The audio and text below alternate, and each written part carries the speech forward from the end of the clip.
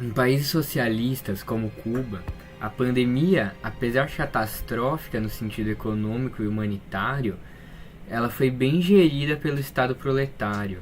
Sim, Cuba, um país devastado pelo imperialismo há mais de 500 anos e por um bloqueio econômico criminoso que já se arrasta por mais de 50 anos, conseguiu ter menos mortes de Covid do que os Estados Unidos, que teve 1 milhão de óbitos e é o país do mundo que mais teve tanto fatalidades quanto casos confirmados. É claro que seria desonesto comparar um país com 10 milhões de habitantes com outro de 340 milhões. Porém, mesmo comparando com a China, um país de 1 bilhão e 400 milhões de habitantes, a China teve apenas 4 mil mortes. Isso devido a uma característica primordial do capitalismo, a desvalorização da vida em comparação com o lucro.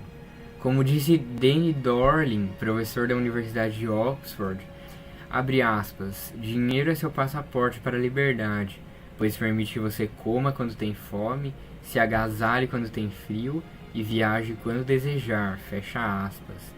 Uma frase que não poderia mais representar de melhor forma a realidade capitalista. E o problema não se restringe apenas às mortes diretas pelo vírus. Segundo dados divulgados pela organização Feeding America, 42 milhões de pessoas, ou seja, uma em cada 9 nos Estados Unidos, podem estar passando fome devido à pandemia. Isso em 2021. Hoje podem ser muito mais.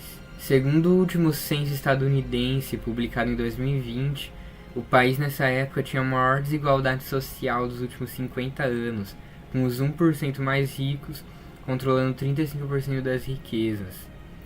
O capitalismo vive do sofrimento humano. Em um momento de crise sanitária, a burguesia consegue lucrar cada vez mais. Parece anedótico dizer que donos de hospitais querem que as pessoas fiquem doentes, mas isso está longe de ser uma piada. A desvalorização da vida em comparação com o lucro é um problema real e sério, além de ser base para o sistema capitalista. Falando nisso, o que dizer sobre a resposta do governo brasileiro à pandemia, liderado por um genocida fascista que cometeu por baixo 2 genocídios? O Brasil chegou a concentrar 13% das mortes por Covid no mundo, mesmo tendo apenas 3% da população mundial. Uma comissão parlamentar de inquérito analisou o desempenho do governo federal no controle da Covid, e foi descoberto que o presidente Bolsonaro ignorou múltiplas vezes ofertas de vacinas oferecidas por empresas. E isso não é a única prova do descaso do presidente em relação a isso.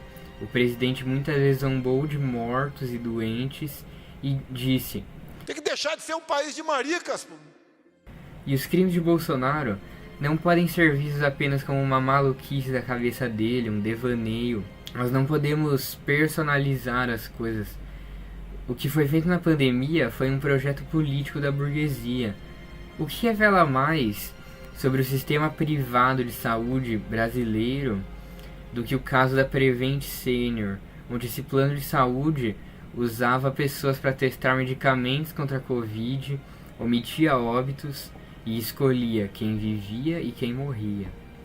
O Conselho Nacional de Medicina recebeu uma multa da Defensoria Pública Federal de 60 milhões de dólares por espalhar remédios sem eficácia comprovada, coisa que foi usada por médicos oportunistas para não serem punidos, o que causou muitos danos à população brasileira, mas principalmente aos mais desinformados.